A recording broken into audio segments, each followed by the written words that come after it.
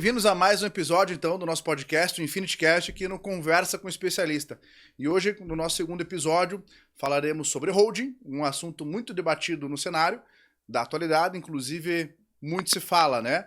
E hoje eu trouxe um especialista que está há algumas décadas já tratando sobre o assunto. Então hoje eu trago aqui o Dr. Marcelo, vou até ler o currículo dele, graduado em Direito e Ciências Contábeis aqui pela Universidade Federal do Paraná, especialista em planejamento tributário, combinado com reorganizações societárias, né, e proteção patrimonial, para discutir justamente esse tópico relevante aqui da holding. Inclusive é um dos cabeças aqui do escritório do Vedolin Teixeira. Marcelo, muito bem-vindo, obrigado por comparecer.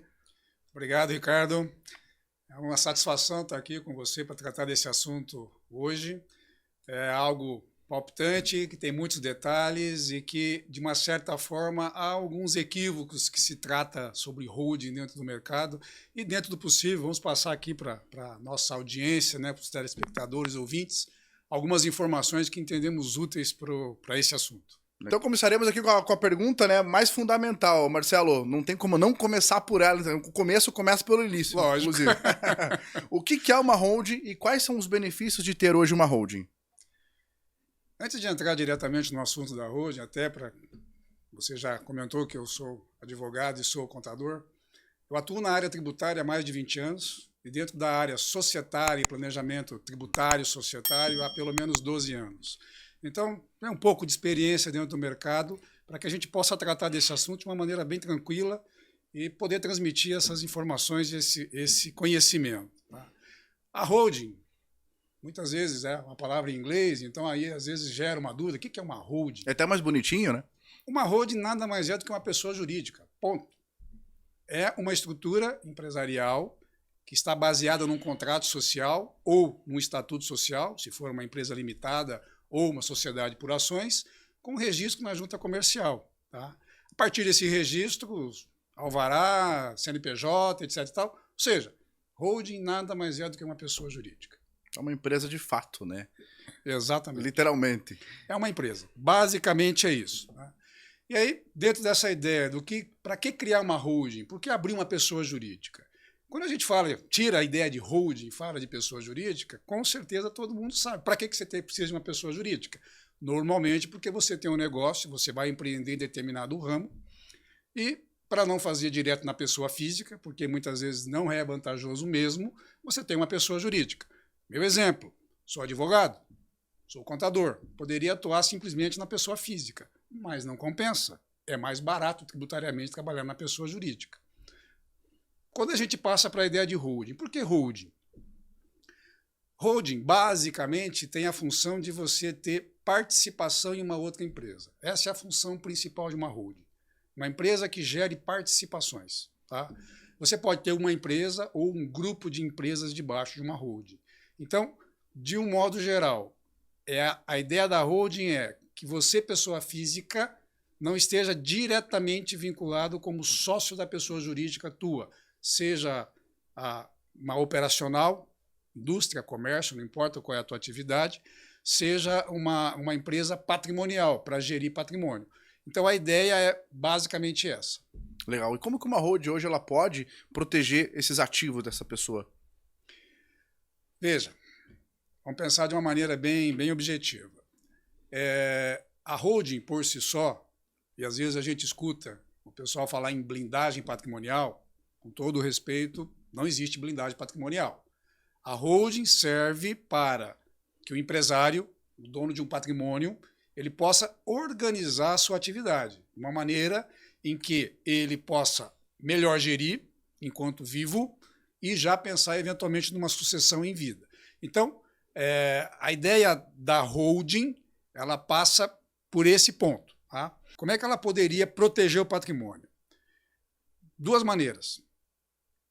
Se você é sócio de uma empresa e essa empresa, por qualquer motivo, tem, por exemplo, que é o mais corriqueiro, é o que vai direto no patrimônio do sócio, uma execução trabalhista. Se, porventura, dentro dessa execução trabalhista, o juiz, na execução, não encontrar um patrimônio da própria empresa para pagar a dívida trabalhista, numa canetada muito simples, às vezes nem precisa do trabalhador fazer essa solicitação, ele manda aí direto no patrimônio do sócio. Se o sócio é a pessoa física, você já vai ter um problema direto no teu CPF. Se você tem uma holding na frente, você não vai chegar diretamente em você, pessoa física, e eventualmente você já tem dentro dessa holding, que é o objetivo, uma estrutura montada para que não passe dela para chegar em você, pessoa física. Então, ela protege nesse sentido. Ela cria mais uma camada entre a empresa operacional, que pode gerar um risco, tá? E a tua pessoa física. É como pode até falar como se fosse até um obstáculo. Exato. Para dar uma dificultada ali. Exatamente. Então, ela primeiro tem essa função. Tá, mas se chegar na holding, vai acabar chegando em mim também. Sim, mas até chegar em você, primeiro passou pela holding. E essa holding, já também adiantando até um pouco, que eu ia falar um pouco mais à frente, mas eu já vou aproveitar essa oportunidade. Existem basicamente 2 tipos de holding.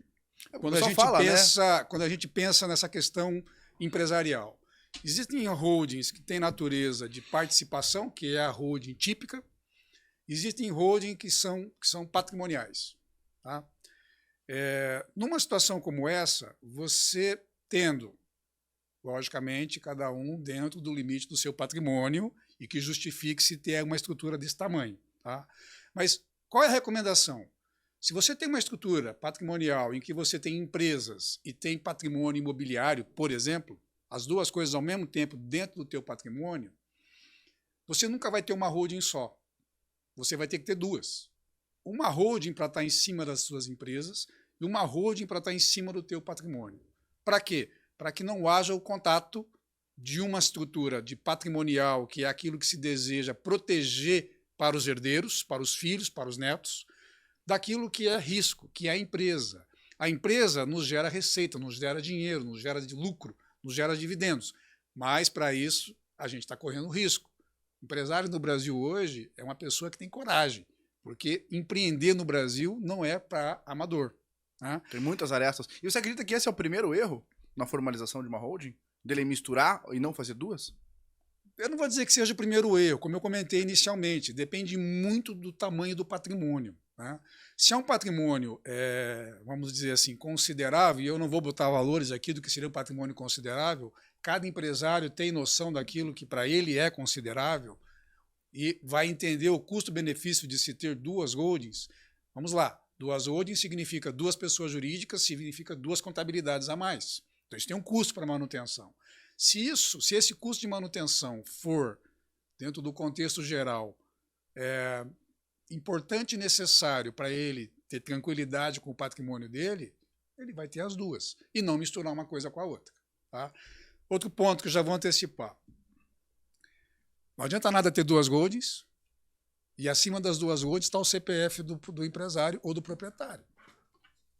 Se está montando uma holding com a intenção de fazer uma proteção patrimonial, e aí a gente já está falando de uma situação muito específica. E é o que mais fala-se hoje, inclusive. Exatamente. Uma holding, uma blindagem patrimonial. Se você já está pensando em fazer uma holding já com vistas a uma proteção patrimonial, necessariamente se você já tem que pensar em sucessão.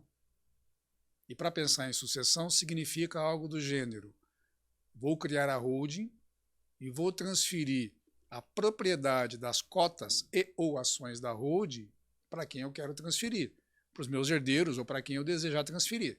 Eu não vou deixar o meu CPF lá. Eu vou manter o controle da holding. Eu sou o administrador da holding. Como administrador, eu posso manter os resultados da holding por usufruto, mas não necessariamente eu preciso deixar o meu CPF lá, justamente para evitar essa confusão patrimonial. Então, dentro de uma ideia de holding, a gente não pode ficar somente na ideia de abrir uma pessoa jurídica. Ela tem que ter um motivo para ser aberta, ela tem que ter um objetivo, e conforme for esse objetivo, você tem que delinear como é que vai ser feito a administração e a transferência do patrimônio. Então, de novo, não existe blindagem patrimonial. Existem maneiras de você colocar anteparos, vamos chamar assim, ou minimizar os riscos, né? Ou empecilhos, etc., minimizar o risco, mediante a criação dessa estrutura. Tá? Um outro exemplo assim, bem direto, bem objetivo. O que é muito comum hoje são empreendimentos imobiliários. né? O empreendimento imobiliário tem várias fases. Você vai ter que arrumar um terreno, vai ter que ter um projeto aprovado na prefeitura, vai ter que ter alguém que vai lá para fazer a construção da estrutura que vai ser colocada dentro desse empreendimento imobiliário, até que, ao final, você vai ter lá os lotes, né, devidamente divididos para ser vendidos dentro de um empreendimento imobiliário. E está muito em alta, inclusive. Agora Santa Catarina não tem mais onde colocar prédio. Né? Exatamente. Você imagina que alguém na pessoa física vai ser dono de um negócio desse? Eu vou explicar por que não faz sentido. Por que não faz sentido? Essa é a pergunta. Agora ficou mesmo falando bem sobre direto, o assunto. Bem direto, né? Por que não faz sentido? Pessoa física, infelizmente, pode vir a falecer. É a única certeza que a gente tem, inclusive, né? Exatamente, que um dia a gente vai morrer. E se uma pessoa física é o proprietário e vem a falecer, imagine o imbróglio para se resolver esse patrimônio, essa situação, no inventário judicial, considerando que pode haver menores, pode haver interessados e assim por diante, ou, ainda que seja extrajudicial, o quanto que isso vai demorar até que o empreendimento possa voltar a funcionar da maneira adequada. Então, infelizmente, vamos colocar dessa forma, a pessoa física é finita. A pessoa jurídica, se ela estiver devidamente organizada, ela não vai parar a atividade, ainda que o proprietário dela venha a falecer. Se tiver tudo muito organizado, você não tem solução de continuidade. Você não vai criar um problema para os teus herdeiros, ou eventualmente para os teus funcionários, para os teus clientes, de a empresa parar de funcionar, porque então a melhor coisa a se fazer hoje está se investindo muito em imóveis, e falando de verdade, frente a Santa Catarina, porque está um preço muito baixo, né? Perfeito. E, então a melhor coisa a se fazer para esses empresários é não colocar na pessoa física, e sim já na pessoa jurídica. Exatamente. Já trabalhar com a ideia de pessoa jurídica. E eu não estou nem entrando aqui no meu peixe, que é a parte da tributação. A tributação na pessoa jurídica, comparando com a pessoa física, em qualquer tipo de ganho de capital que se venha a ter numa operação como essa, é mais barato na pessoa jurídica. Então, por uma questão até de lógica econômica. Econômica, né? É mais econômico ter uma pessoa jurídica do que fazer na pessoa física. O imposto é diferente, né? Exatamente. Me corrija se eu estiver errado. Na pessoa física paga-se 27,5%. Exatamente. Na pessoa jurídica pode ser 11%, pode ser 15%.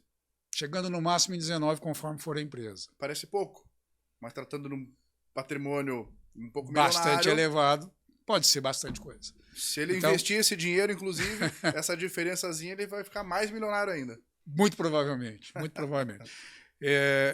Então, assim, a principal função da holding é organizar a questão patrimonial, gerar uma proteção, não estou falando em blindagem, gerar uma proteção, mas principalmente evitar que a atividade operacional do empresário ou do dono do patrimônio tenha ali um baque numa situação de um evento morte. Eu vou dar um exemplo aqui particular, pessoal, e eu acho que vai elucidar o que eu tô tentando passar para vocês. Eu já perdi meu pai há muitos anos atrás. Na época eu tinha em torno de 17 anos, né? E meu pai era empresário. Meu pai tinha uma empresa no setor de cerealista, né? A parte do agronegócio. Provavelmente se ele tivesse vivo hoje, ele estaria bombando como o agronegócio está bombando. Multimilionário, ia ser sócio do Ratinho, inclusive. Pois então, né?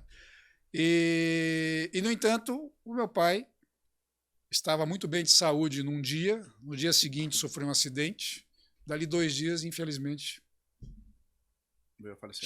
tinha falecido. Ou seja, não houve qualquer tipo de possibilidade de se fazer qualquer estruturação para que o negócio que ele montou pudesse ter sequência, né? E aí vem o maior erro, aí sim erro. Estou falando dos erros da minha família, mas que acontece de um modo geral. Qual foi o maior erro? Minha mãe é professora, excelente professora, mas professora. Não tinha conhecimento do negócio, não era ela que teria condições de ter assumido o negócio para levar adiante. Ela tinha consciência disso, mas foi orientada por familiares, não vou entrar no mérito, a continuar. 2 anos depois estava liquidado, perdido. Só sobrou o patrimônio que tinha ficado com os meus irmãos menores. Então, a partir de uma experiência pessoal que tive com a minha família, é que a gente percebe, poxa, o patriarca, a matriarca, né? Trabalharam tantos anos, saíram às vezes aí, não vou dizer do zero, mas ali construíram esse patrimônio para deixar para os filhos e, eventualmente, por uma falta de organização no meio do caminho, você pode colocar tudo a perder. Outra coisa também que é importante do imprevisto, colocar. né? Eu até que trabalho muito com essa parte patrimonial e seguro, a gente escuta, hoje é muito Perfeito, correlacionado. Ricardo, o seguro é importante. É isso que eu falo para as pessoas, é muito importante você já pensar no hoje, porque o que acontece? Hoje nós temos acesso à informação. Sim. Hoje nós estamos ao vivo aqui pelo Spotify, via áudio, nós estamos no YouTube, inclusive hoje tudo que você quer procurar, tem dúvida, você vai até a internet.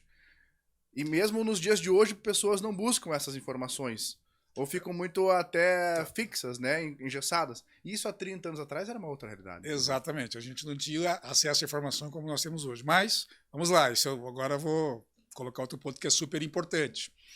Ainda que você tenha muita informação, que você consiga pesquisar pela internet informações sobre holding, de modo geral, e você vai encontrar muita informação na internet.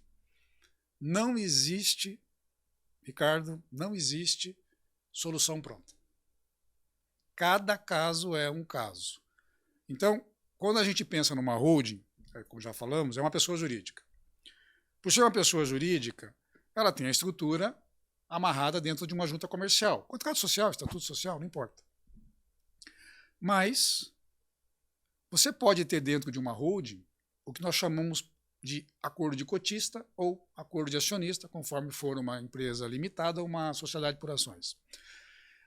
Tudo aquilo que eu quero regular dentro da minha empresa, da minha holding, dentro da minha sucessão, se for o caso, seja empresarial, seja patrimonial, eu não preciso colocar isso de forma pública dentro de um documento que vai ficar na junta comercial e que, por estar na junta comercial, é público. Qualquer um acessa, né? É público. Então, eu posso ter a minha holding, fazer ali dentro do contrato social, dentro do estatuto, as regras básicas, que é aquilo que os terceiros têm que ver, de fato, tá? Mas eu posso trabalhar dentro da minha holding, dentro desses documentos particulares, que vão ficar somente dentro da própria empresa, todo um regramento para que aquilo que eu quero que aconteça com o meu patrimônio ou com a minha empresa seja atendido pelos meus sucessores. Então, olhando sobre esse aspecto, ainda que eu busque informações e eu tenha acesso a informações pela internet, por N maneiras, vamos chamar dessa forma, é imprescindível você procurar um profissional que entenda do assunto, que possa conversar, que possa te explicar, que possa te elucidar e, principalmente, que possa entender o que você quer para colocar no papel o que você deseja, para que o teu patrimônio, o teu esforço tem o destino que você deseja mesmo depois do teu falecimento. E algo tão comum, né, tão simples, e as pessoas acabam não entendendo. Eu sempre dou um exemplo de um dentista. Perfeito. Porque um dentista, ele vai fazer um implante. Uhum. Só que antes de ele fazer implante, ele vai ter que estudar toda a mandíbula, qual que é o arco, vai ter que fazer todos os ângulos, qual que é a melhor prótese, se vai precisar fazer algum enxerto ou não, qual que vai ser. Então ele vai ter que fazer todo o passo a passo, e na holding também não é diferente. Não é diferente, Ricardo. Não é diferente. Tem que pensar em para quem ele quer deixar, quantidade, cotas. Algumas situações podem acontecer, né? Cada família tem as suas peculiaridades, né? Mas só um exemplo aqui, que é a situação prática que já aconteceu. 4 sócios, já com idades acima de 60 anos de idade, todos eles com 25% de participação na empresa operacional. Todos já querendo se aposentar e deixar a empresa e começar a aproveitar um pouco da vida, né? Já trabalhou 40 anos, exatamente. Um pouco. Quem já trabalhou 30, 40, 45 hoje, com 60 anos, o pessoal tem mais saúde que eu e você juntos ainda. Pois então. Então tem que aproveitar um pouco daquilo que fez também, né? E o que startou a necessidade deles de fazer uma organização societária o mais rápido possível? O sócio mais velho, não era tão mais velho assim, 69 anos, câncer. Câncer é uma doença, vamos lá, a sobrevida não é tão grande assim. Mas, graças a Deus, no caso específico que eu estou falando, foi tempo suficiente para, no decorrer desse tratamento, nós organizarmos a empresa e colocarmos tudo de pé antes que ele viesse a falecer. A tempo de imprevisto. O que foi feito? Bem rapidamente. 4 sócios, 4 pessoas físicas. Foi feita uma holding para cada sócio. Ou, de outra forma, uma holding para cada família. Que é o mais importante. Tá? Então, a pessoa jurídica, a operacional, que é a indústria, que está ali na cidade industrial de Curitiba, ela deixou de ter 4 sócios pessoas físicas e passou a ter 4 sócios pessoas jurídicas, holdings, holding de participação. Cada um com a sua família. Cada um com a sua família. Qual foi o primeiro impacto disso?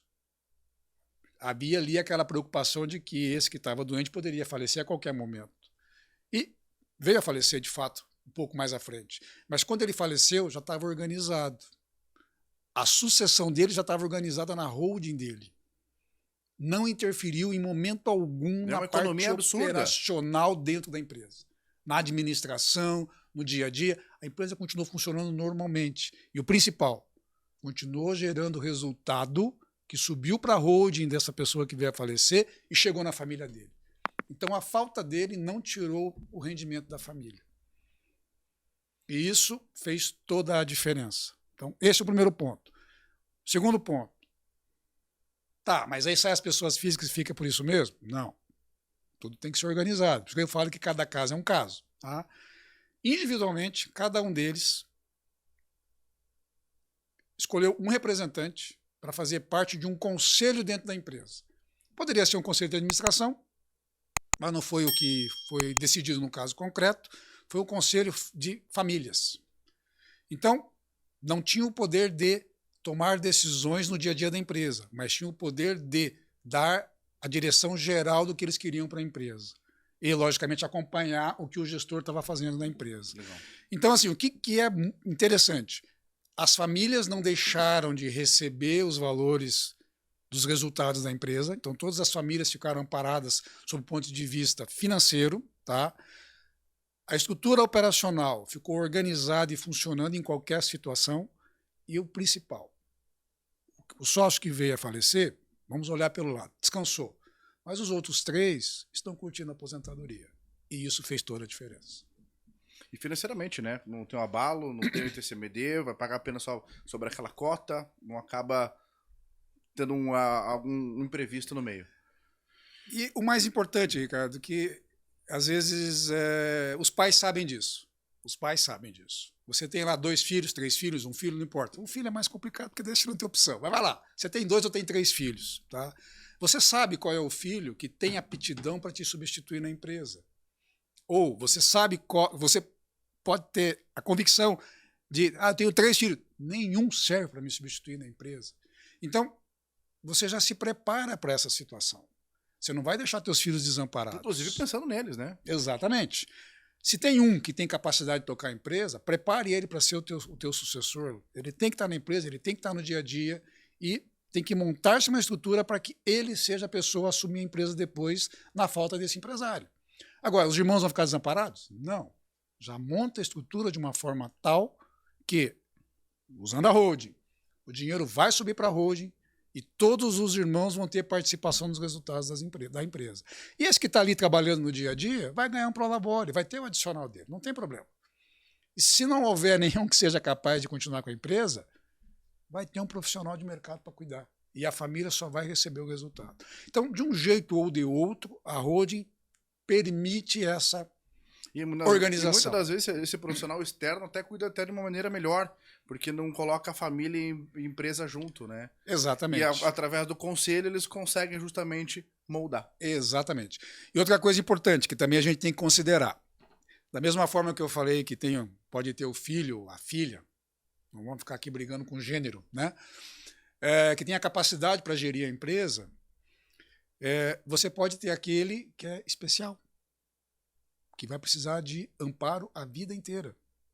Então, se está tudo organizado, você está garantindo que aquele filho especial também venha a receber a parte dele para que tenha dignidade e condições de se manter, independentemente dos demais irmãos da família. Você até comentou nos bastidores, né, que é um caso justamente estava tratando hoje no escritório. Sim. Bacana.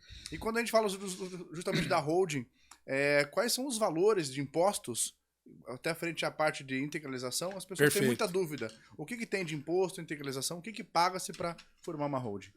Beleza, Ricardo. Às vezes a gente se empolga e vai falando e esquece dos quanto detalhes. mais conteúdo tiver, o pessoal mais vai entender, né? É essa a intenção. Não, mas vamos lá, é importante, né? Venha puxando para que a gente possa tratar de todos os temas. Perfeito. Quando a gente pensa na abertura de uma pessoa jurídica, é necessário um capital social para começar o negócio. Tá? Tem um capital mínimo? Não. Se eu tiver 0 patrimônio, eu posso abrir uma holding. Desde que eu tenha R$100 para integralizar, já pagar o contador, inclusive. Já dá para abrir. Tá? Então, ou seja, não existe uma questão de capital mínimo ou máximo. E eu diria assim, a estrutura de capital e a estrutura de financiamento ela vai ser montada de acordo com aquilo que se deseja, o objetivo para que se está fazendo a holding. Tá? Então, ou seja, você pode ter uma holding com capital de R$1.000, de R$10.000, de R$1 milhão. Isso não é o problema. Aí vem a tua pergunta. A integralização de capital na holding, regra geral, não tem tributação. Está previsto que não tem tributação. Existe apenas um detalhe. Se você for integralizar um bem imóvel numa holding, existe um imposto chamado ITBI, Imposto sobre Transmissão de Bens Imóveis. Tá? Esse imposto é um imposto municipal e, portanto, as prefeituras ficam de olho quando chega para eles ali a informação de que foi aberta uma holding e essa holding está recebendo capital via transmissão de bens imóveis. Tá? A Constituição brasileira prevê expressamente que essa integralização com o imóvel, num primeiro momento, é imune. O que significa? Não incide o ITBI. A prefeitura não pode, de bate pronto, na hora que eu abrir a empresa e integralizar o imóvel, me cobrar o ITBI. Mas ela tem um prazo. Tá? Vamos lá. Mas aí a prefeitura vai ficar sem opção de repente, cobrar mais à frente se algumas situações que eu vou explicar agora acontecer? Não. Então vamos lá. Qual é a regra? Qual é a exceção da regra da Constituição? Se eu tiver montando uma empresa, que seria uma holding patrimonial, com o intuito de trabalhar com bens imóveis. Pensando no pessoal que está em Santa Catarina comprando imóvel. Exatamente. Seja para locação, receita de locação, seja para comprar e vender imóveis próprios, eu estou dentro de um ramo de uma atividade imobiliária. Santa Catarina, como você está dizendo, é bem esse exemplo. Nestas condições, a hora que eu integralizar o imóvel, a prefeitura, apesar de estar escrito lá que eu vou ter esse tipo de atividade, a prefeitura não deveria e não poderia me exigir o ITBI de maneira direta. Por quê? Eu ainda não tenho receita, eu não sei se aquilo ali vai ser a minha atividade principal. Tá? Se vai alugar, se vai vender, se é uma atividade principal, não. Entendeu? Então, eu preciso de ter uma preponderância de atividade imobiliária. Óbvio, vamos lá. Se eu só colocar no meu objeto social da minha empresa que eu vou fazer só isso, bom, então eu só vou ter receita disso. Então, aí a prefeitura vai lá e cobra. Não tem escapatória. Tá? Mas, por exemplo, se eu coloco que vou trabalhar com essa parte imobiliária, mas que eu também vou trabalhar com participação em outras empresas, com investimentos, etc. e tal, pode acontecer, e às vezes acontece mesmo, de eu ter lá uma receita de aluguel mensal de 50 mil, por exemplo. Só que, por outro lado, eu tenho uma receita financeira de aplicações, de ações, etc. e tal, que me gera 100. Tá? Então eu não categoriza aquela como principal. Exatamente. Então eu tenho 150 mil de receita nesse exemplo, com 50 mil de receita imobiliária, 100 não imobiliária. A preponderância é de outras receitas. Numa situação dessa, eu não teria por que pagar ITBI. Tá? Aí, respondendo ou esclarecendo a primeira parte que eu comecei a dizer. A prefeitura tem, pelo Código Tributário Nacional, 3 anos para verificar essa questão da preponderância. Então, se eles derem a imunidade, que é o que eles deveriam fazer em todos os casos, para que eu vá no registro de imóveis e faça a transferência do imóvel que eu estou integralizando na empresa para a holding que eu abri, tá? Para entrar no nome da holding, para ir no cartório de registro de imóveis e esse cartório fazer a transferência sem me cobrar o ITBI, tá? A prefeitura vai ter daí, a partir de então, 3 anos. Então, óbvio que dali nesse período de até 3 anos, a prefeitura vai intimar o administrador da empresa para que ele apresente os documentos contábeis, os balanços, etc., as demonstrações de resultado, para que eles verifiquem exatamente isso que eu estava te dizendo. Se dentro desse dessa análise, eles concluírem que não, a receita não é preponderantemente imobiliária, não tem que pagar o ITBI. E agora só uma questão que me veio, você comentando disso, que ele tem 3 anos para pagar o ITBI. É mais inteligente ele pagar já no começo ou pagar no final do 3º ano? Vamos lá, é uma questão também de caso a caso, mas eu vou falar um exemplo em que eu recomendaria pagar. Tá? Você tem uma empresa, uma holding patrimonial, ela vai ter receita imobiliária, você já sabe de antemão que vai ser preponderante, então não compensa ficar brigando com a prefeitura para não pagar o ITBI. Integraliza, paga o ITBI. Onde é que eu vou ganhar? Bom, eu vou ganhar principalmente se esses imóveis que eu estou transferindo para essa empresa, para essa pessoa jurídica, estivessem antes rendendo receita na física. Porque se já estava numa jurídica, não faz muito sentido abrir outra holding, concorda? Perfeito. Então, o normal é você estar na física e você abrir a holding e colocar na jurídica. Quando você faz esse movimento de tirar da física e passar para a jurídica, você automaticamente está reduzindo a tua tributação de 27,5% na física, como você falou, 11, 15, depende um pouco de município para município, mas você vai reduzir essa tributação na jurídica. Bom, de 15, para ficar num número redondo, 15,5, para a gente fazer uma conta redonda, para 27,5, são 12% a menos. É muita coisa. Significa que em algumas situações, conforme o tamanho da receita que você tiver, 1 ano, 1 ano e meio, 2 anos, você já recuperou o ITBI que pagou no tanto de imposto de renda que você economizou. Então, compensa já fazer dessa forma e não criar caso. Por quê? Para que flua tranquilamente. É que o brasileiro sempre deixa para por último, né? E advogado também sempre deixa o prazo final. Mas o inteligente é aquilo que já faz de início. Se já está fazendo de uma maneira consciente a abertura da holding, já faça essa previsão de princípio. Se compensa ou não compensa. E se ele pagar comprou o o ITBI? imóvel, acontece, eu vejo muito isso acontecer, dele comprar o imóvel, vamos colocar o exemplo agora de Santa Catarina, vamos deixar ele como exemplo, ele comprou colocando a pessoa física. Sim. Ele vai transferir para holding, para pessoa jurídica. Perfeito. Ele vai ter que pagar o ITBI mais o quê? Precisa pagar o ITCMD por conta da transferência? Não. Depois eu falo do TCMD. Por que o ITBI ele vai pagar? Desde que haja essa questão da atividade preponderante imobiliária. Tá? Senão, não. Agora, vamos lá. Para que comprar na pessoa física e transferir para a jurídica? Vamos ser inteligentes. Abre primeiro a pessoa jurídica. Põe o patrimônio dentro da jurídica, que seja dinheiro. E a jurídica vai lá e compra direto. Esse seria o cenário ideal, né? Para que vou correr o risco de uma transferência?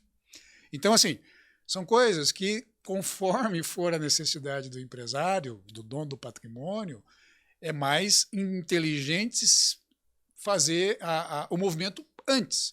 Ao invés de eu comprar na física e transferir para a jurídica, eu abro a jurídica, ponho o dinheiro na jurídica e a jurídica compra. Eu te pergunto isso porque eu vejo muito na prática com os meus clientes. As pessoas primeiro compram as coisas e depois elas vão ver o que elas vão fazer. O que eu faço? Primeiro elas fazem o financiamento do iPhone, depois ela vai ver se ela precisa.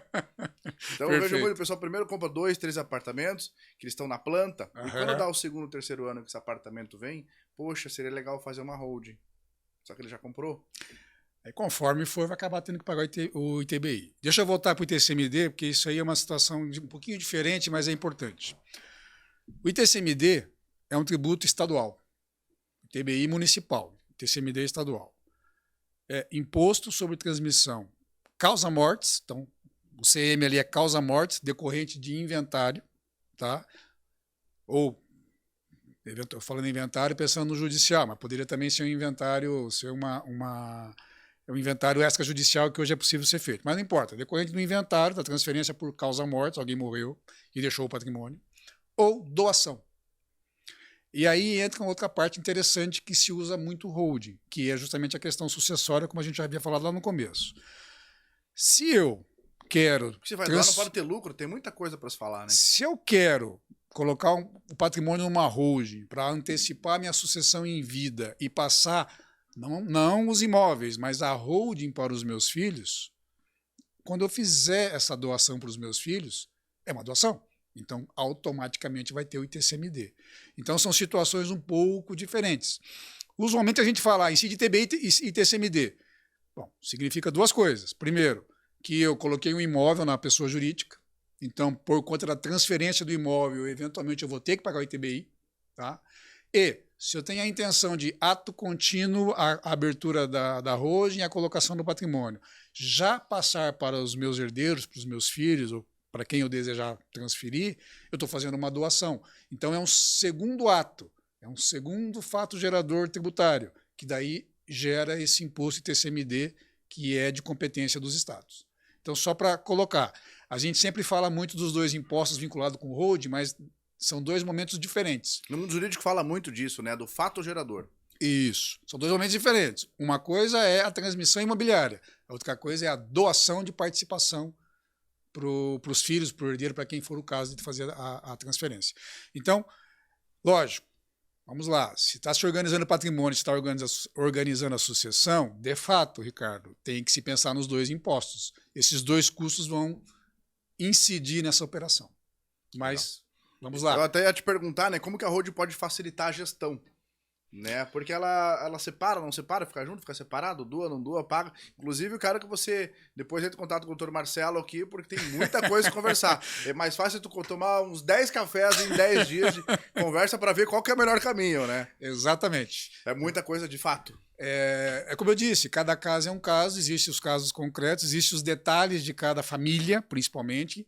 E aí, com base nessa situação de cada família, é que se busca as melhores soluções, seja para fazer uma sucessão empresarial, patrimonial, harmoniosa, tá? Seja para pagar menos tributo nas condições que for possível pagar menos tributo. Vou falar mais uma dica. Já é complicado, né? Se pegar o caso do Pelé, que depois meu filho, depois de 30 anos aparece um novo filho, aí desestrutura tudo uma holding. Aí é complicado. Deixa eu fazer mais um comentário bacana que às vezes a gente não se toca.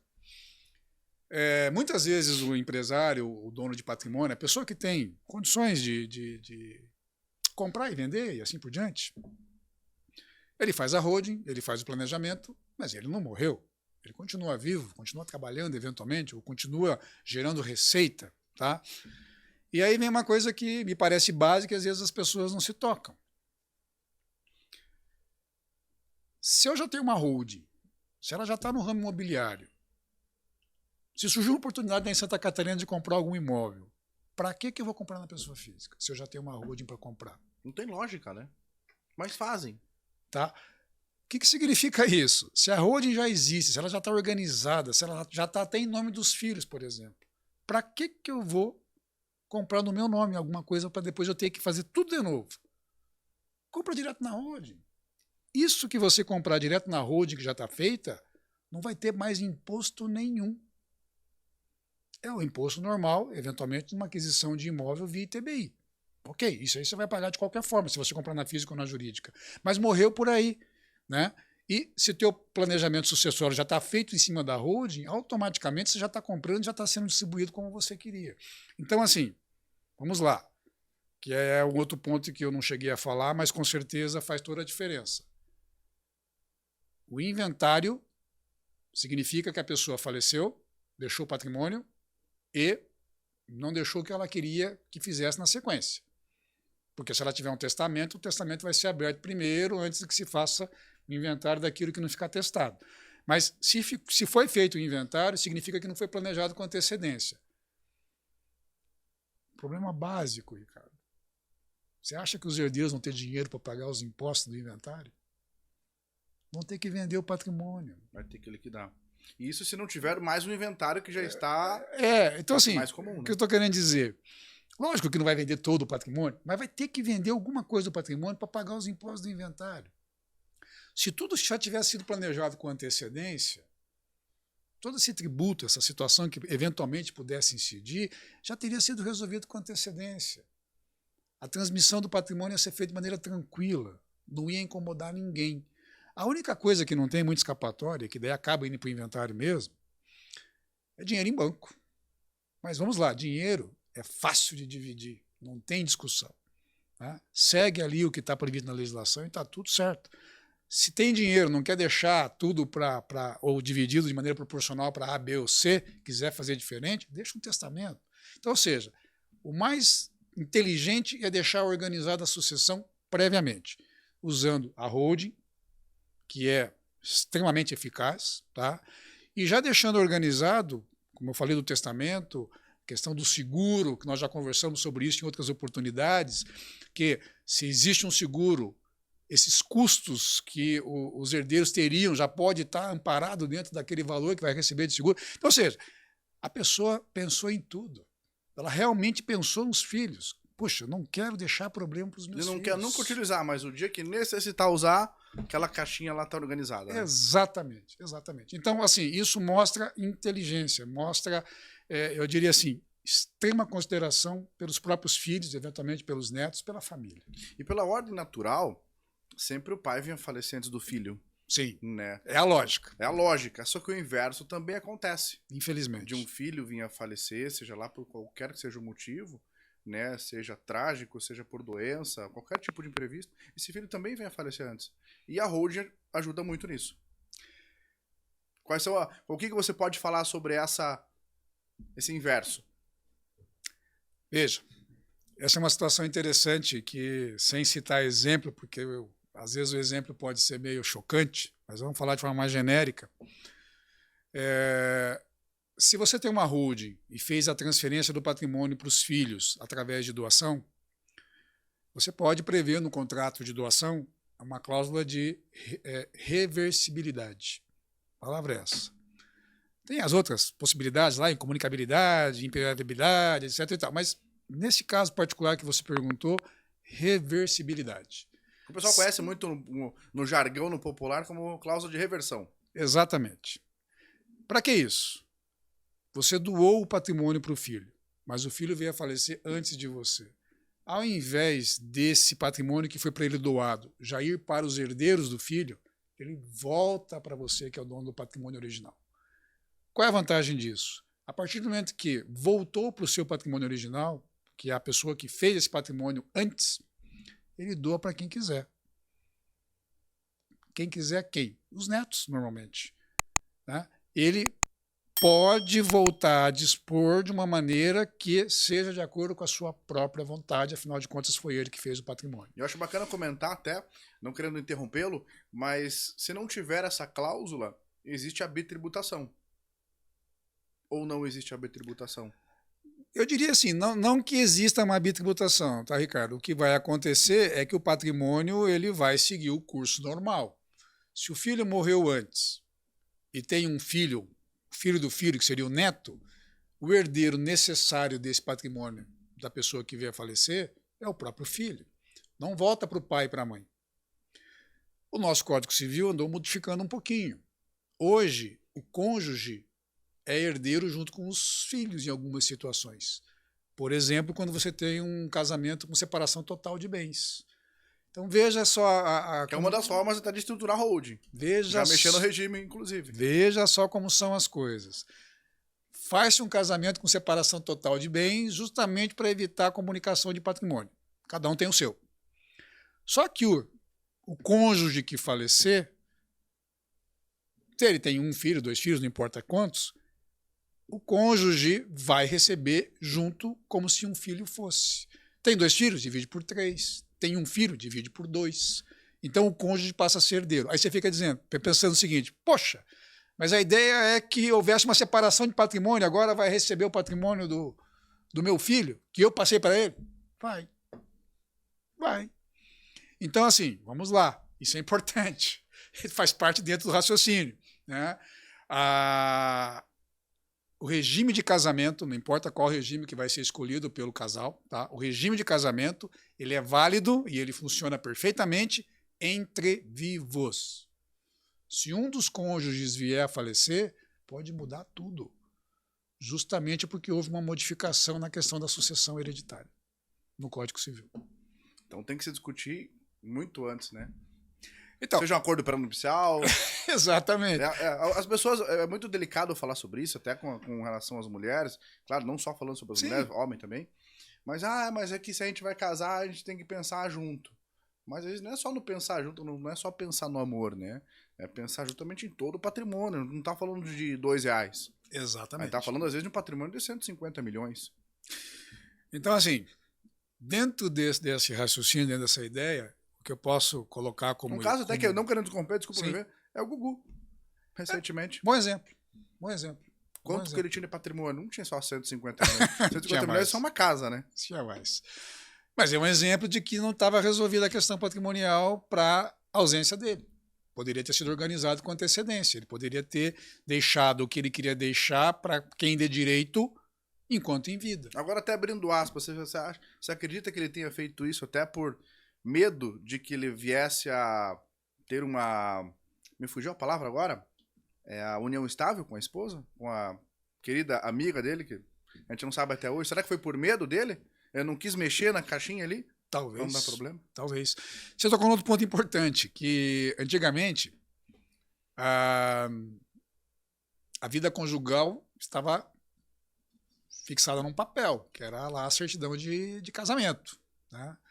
Hoje em dia, o simples fato de morar junto ali por 2 meses, 3 meses, 4 meses, se tem o ânimo de permanecer morando junto, você já está num casamento, numa união estável, do tipo comunhão parcial de bens.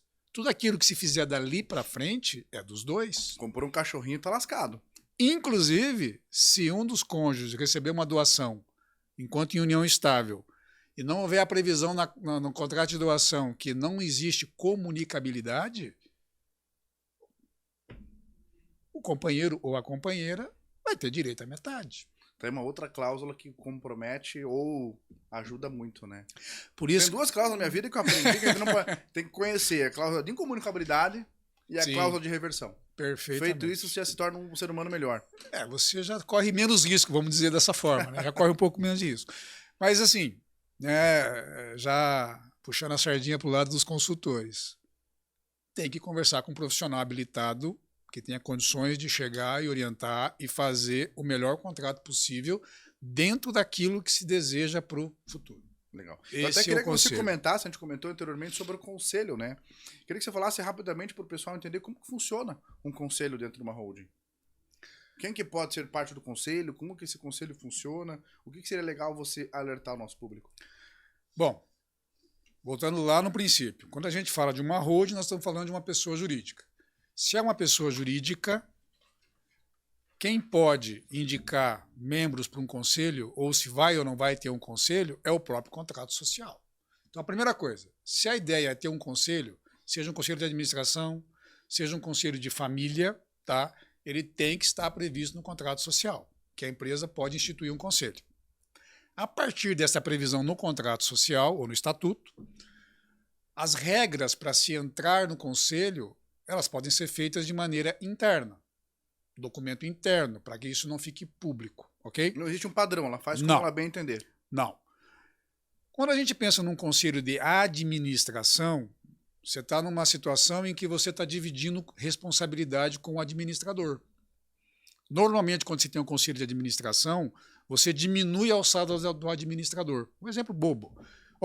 Vai vender um imóvel de dentro da empresa, ok, desde que ele não tenha, por exemplo, um valor de 20% a mais do que o patrimônio líquido. Só um exemplo, bem simples. Ou qualquer outro tipo de restrição. Para que o administrador possa vender e fazer a transferência em nome da empresa, precisa de uma ata do Conselho de Administração autorizando o ato do administrador. Então, você cria uma instância em que você não precisa recorrer direto aos sócios ou acionistas para autorizar o administrador a fazer qualquer atividade que fuja daquilo que é o dia a dia. Isso facilita muito, né? Então, você tem um conselho de administração que toma a decisão e diz pode fazer ou não pode fazer. Tá? Então, a ideia de conselho é isso, é trabalhar em conjunto com a administração e tendo a palavra final para certos assuntos mais sensíveis dentro da atividade da empresa. Legal. É bacana de comentar porque são coisas que até não são debatidas frente a uma holding, né? Até como eu falo, como criar uma holding, quais são os tributos que paga, para que formalizar. Só que uma coisa que o pessoal não fala, eu quero que você comente, inclusive, a dissolução de uma holding. Se eu quiser dissolvê-la, se eu quiser tirar um sócio, um administrador, como que funciona? O que seria bacana de comentar sobre isso? De novo, Ricardo, vamos lembrar que holding é uma pessoa jurídica. Então vamos começar pelo detalhe que você falou do administrador. O administrador de qualquer pessoa jurídica, desde que tenha previsão no contrato social, ele pode ser demitido, vou falar a palavra bem objetiva, pelos sócios. Então, quem tem poder para mandar um administrador embora de uma empresa? Os sócios. O conselho teria? Se tiver a previsão com competência para, teria. De mandar embora um administrador e contratar outro. Então, por isso que o pessoal tem medo até de fazer uma... Exatamente. Então, primeiro ponto. É essa questão. O administrador, em princípio, ele pode ser destituído a qualquer momento, havendo a previsão no contrato social e a maneira como tem que ser feita. Tá? O administrador não é eterno. O que acontece na prática é que muitas vezes o administrador é o sócio principal. Aí você não vai mandar o cara embora porque é ele mesmo. Mas tirando essa situação, se é um terceiro, se é um contratado, você tem essa possibilidade. Quando você pensa em exclusão de sócio, aí é um pouquinho diferente. Aí você tem que ter uma justa causa. O Código Civil elenca situações em que você pode configurar uma justa causa para que um sócio possa ser excluído da sociedade. Então é um pouco mais restrito. Não é uma questão de o administrador não está atingindo os objetivos, não está dando os resultados, vou trocar. Beleza. Agora, para tirar um sócio, é alguém que faz parte junto com você do capital social. Mas acaba sendo taxativo. É um rol taxativo, mas as condutas que podem enquadrar nesse rol são mais variadas. Tá? Então, tem que ter previsão no contrato social de exclusão de sócio por justa causa e tem que se elencar os motivos que seriam justa causa. Por exemplo... Pelo fato de ser taxativo, você que escolhe. Você pode dar enfoque para situações que vão ser mais importantes do que outras. Tá? Mas se você já tem a previsão de justa causa, você pode enquadrar em qualquer uma daquelas que estão relacionadas no Código Civil. Tá? Agora, o que é importante? Você não chega lá e diz, você cometeu esse erro aqui, você está fora. Não. Você tem que ter uma reunião, você tem que notificar, você tem que dar direito de defesa, você tem que seguir todo o trâmite burocrático, porque senão a junta não arquiva a exclusão do sócio. Tem que ter ali na via de regra aquelas 3 taxas administrativas ali. Eu colocaria assim, a junta comercial acaba exercendo um controle de legalidade. Se você não seguir o trâmite do contrato social e da lei, você não exclui um sócio. Então, eu acho que isso é o mais importante. E aí, por fim, você falou, dissolução da holding. Bom, vamos lá. Não gosto mais de você, Marcelo. Quero sair dessa holding. Ou quero ir morar fora. É o mais comum, né? Vamos lá, é um direito... Aí nisso que você está falando, nisso que você está falando é uma coisa um pouquinho diferente, já chego lá. É o direito de retirada. Todo sócio tem o direito de retirada. Mas, de novo, isso tem que estar previsto no contrato, normalmente está, o direito de retirada. E, basicamente, nessas condições, você vai ter uma situação de liquidação de cotas ou ações. Tendo as regras, aceita-se o direito de retirada, faz a liquidação das cotas ou ações, paga o sócio que está saindo, que vai virar um ex-sócio, vida que segue. Tá? O mais comum é outra situação, Ricardo. É o sócio morrer e os sócios remanescentes não querendo que os herdeiros entrem. Isso é muito comum? É uma coisa comum. Dentro da advocacia, por exemplo, eu tenho 2 filhos.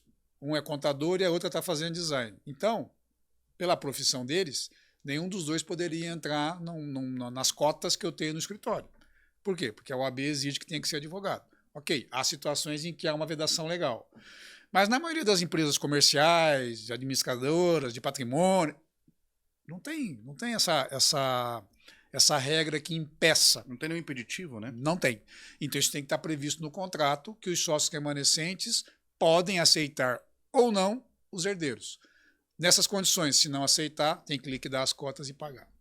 É um universo muito grande, né? Por isso que eu estou dizendo, vai longe. O último ponto que você colocou. Dissolução de uma holding. Aí você está falando assim, o que é uma dissolução de uma holding? Ela está sendo encerrada, está desaparecendo o CNPJ. Tá? Bom, como qualquer pessoa jurídica, você encerra uma empresa por distrato social. Se todos os sócios chegarem à conclusão de que não querem continuar, faz o distrato, encerra-se. Arquiva-se na junta comercial, divide-se direitos e obrigações e cada um assume a sua parte e vida que segue. Tá? Mas, quando a gente pensa, por exemplo, numa holding montada para ser patrimonial, não faz muito sentido você dissolver. Porque o patrimônio... Que ela tem no nome dela. Já está organizado. Para que você vai extinguir uma empresa como essa? O que pode acontecer, e aí vamos de novo, é uma possibilidade, tá? Uma dissolução parcial. Eventualmente um dos sócios quer sair, quer levar alguma coisa, então você faz uma dissolução parcial, ele leva a parte dele e quem ficou aqui permanece com o resto. Então, assim, cada caso é um caso. Agora, vou lhe ser honesto, Dissolução total de uma holding eu nunca vi. Pelos objetivos que elas são fica, criadas. Né? Porque a holding é justamente para você fazer essa transmissão, seja do patrimônio, seja empresarial, seja do que ela venha a ter, né? Então, nós somos finitos, a empresa é infinita, como você falou. Inclusive é o nome do nosso podcast, é o Infinity. Exatamente. A empresa é Infinity. Exatamente. Marcelo, bacana. E só pra gente finalizar. Beleza. Faz uma holding, não faz uma holding, tem as partes legais, o que é positivo, o que é negativo. Mas na tua prática, na tua vivência, que eu sei que hoje você trata com grandes empresários. Sim. E os erros, eles são sempre os mesmos. Tanto no acerto quanto no erro. Quais são hoje os 2 ou 3 maiores erros que você vê analisando um contrato? Porque hoje eu vejo muita gente que tem, né? Mas às vezes o contador fez naquele Ctrl-C, Ctrl-V, o advogado não tem tanta habilidade porque está no começo, acabou não tendo essa expertise que você tem e acaba tendo alguns errinhos. E o que os nossos telespectadores que estão em casa precisa analisar? Eu diria o seguinte, como eu falei já fiz o comentário. Cada holding tem que ser feita de acordo com a necessidade do empresário e da família. Então, olhando sobre esse aspecto, eu vou usar o teu exemplo, se você dá um Ctrl-C, Ctrl-V num contrato social de uma holding, aquilo que talvez tenha sido positivo para a família A, não é positivo para a família B. Então, qual é o erro? O copiar algo que já foi feito, achando que aquilo ali está lindo e maravilhoso, ele pode gerar um problema mais na frente em que vou dar um exemplo bem singelo aqui que o Ctrl-C, Ctrl-V complica a vida.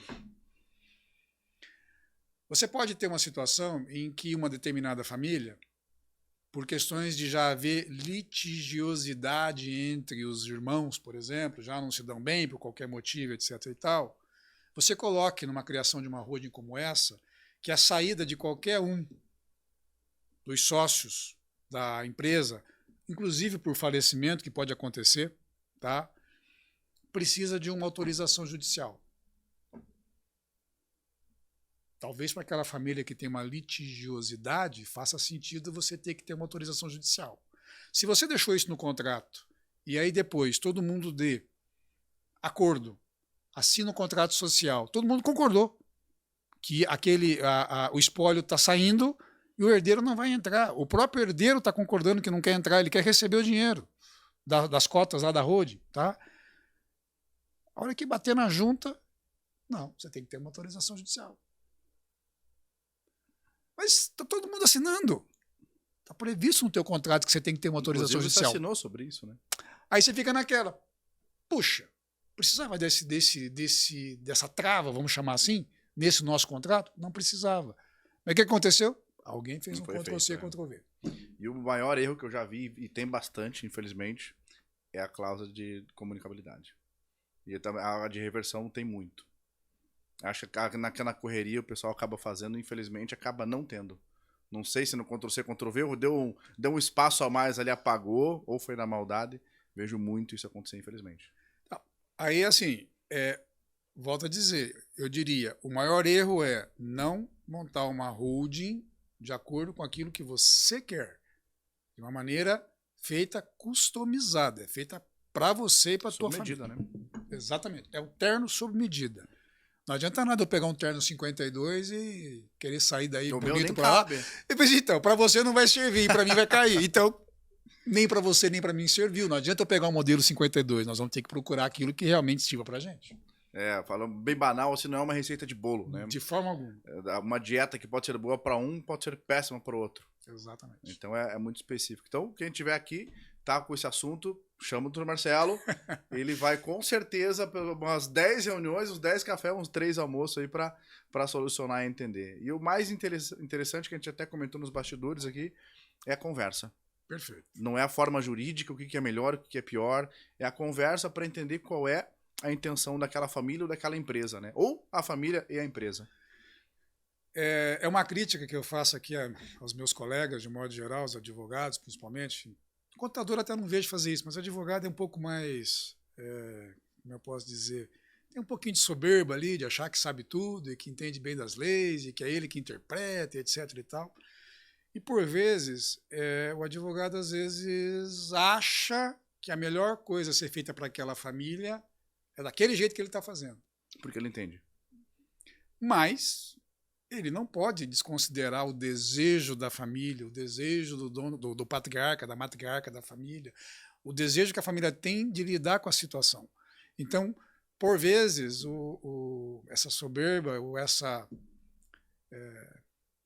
vamos botar entre aspas, tá? Essa tentativa de manter uma superioridade em relação aos demais seres leva o advogado a cometer alguns erros. E esse é um erro crasso do meu ponto de vista. E às vezes não é nem maldade, né? Tem que ter humildade para sentar e escutar. E aí achar a solução para o problema do cliente. Ele é um prestador de serviço. Exatamente. Então ele tem que fazer a vontade da família. Exatamente. Né? Essa é a ideia. Marcelo, doutor Marcelo, meu querido amigo, é uma satisfação tê-lo aqui. Eu acredito que tenha dado ainda mais vontade no público de estudar sobre a holding e principalmente verificar como está a sua holding. Perfeito. Se ela está de acordo com o que você deseja, com o que você, empresário, deseja, com você, detentor da família e a pessoa-chave do negócio, quer. E não como advogado ou contador. E isso a gente está falando com um copo vazio, né? Com uma extrema humildade. Sim. Que a gente está aqui justamente para prestar o serviço da melhor forma possível. É essa a intenção de eu trazê-lo aqui, de explanar as maiores dúvidas de como fazer, do que não fazer, porque eu conheço o teu trabalho, eu sei que você faz isso de uma forma com a mão nas costas, vamos dizer, né? Com tanta experiência. Com experiência, sim, mas com este cuidado, como eu estou dizendo, de parar, sentar, fazer as perguntas, escutar as respostas, escutar os desejos para poder chegar no melhor resultado. E outra coisa importante, só aqui para aproveitar esse finalzinho de conversa, o fato de você ter feito um planejamento, sei lá, 10 anos atrás, não impede que você o revise. Então isso é outra coisa importante. É extremamente inteligente, né? Exatamente.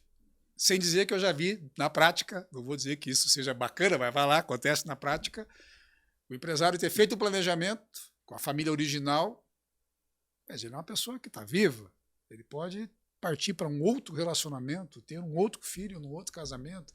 E aí tudo aquilo que ele fez antes precisa ser, de fato, revisto.